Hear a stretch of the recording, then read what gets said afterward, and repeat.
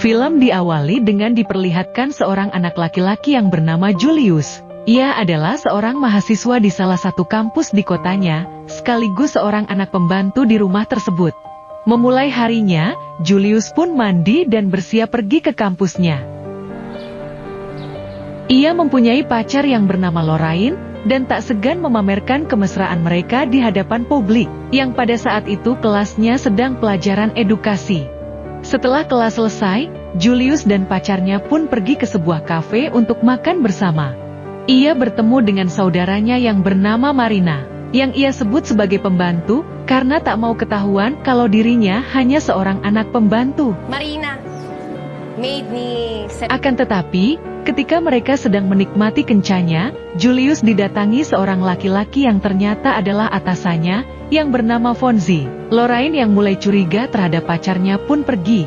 Karena malu, ia memutuskan untuk tidak berhubungan lagi dengan Julius. Di pa ako handa mag-commit sa'yo. Kemudian scene berpindah, Fonzie pemilik rumah besar yang ditinggali Julius, membawa salah satu temannya main ke rumahnya.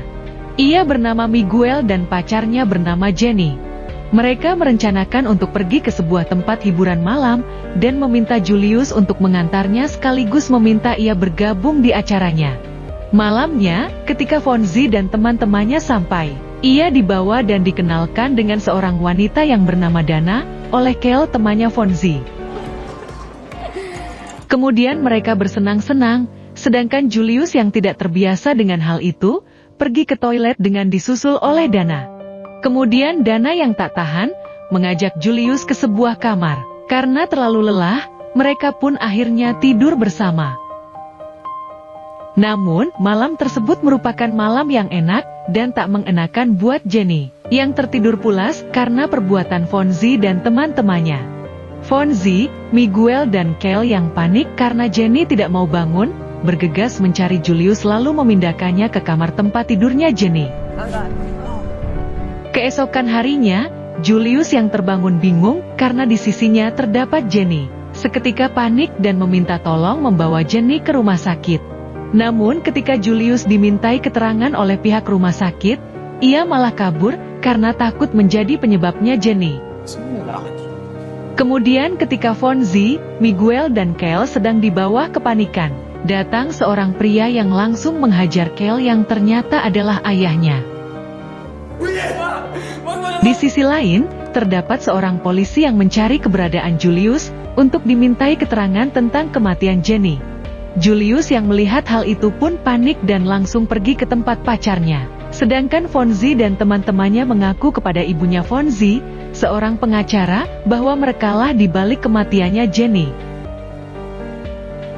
Ketika proses pengurusan Jenny, ibunya Fonzie yang tak mau ketahuan, bahwa anaknya yang telah melakukan hal itu, berusaha menutup-nutupi dari setiap orang yang melihat, agar Fonzie terlihat aman. Julius yang makin stres, karena berita pencarian dirinya telah tersebar, berniat pergi melarikan diri. Namun, apesnya ia tertangkap dan langsung dimintai keterangan, dan diminta mengaku kalau ia bersalah. Ketika ia dimasukkan ke penjara, ia nekat mengiris pergelangan tangannya, dengan pisau yang menyebabkan kepanikan di antara tahanan tersebut. Tak sampai di situ, bahkan ia nekat membunuh salah satu anggota polisi, dan mengambil sebuah pistol lalu pergi ke tempat atasannya Fonzie, untuk membunuh mereka semua. Dan film pun tamat.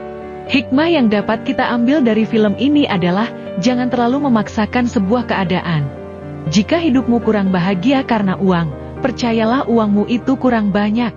Bergaul boleh sesat jangan.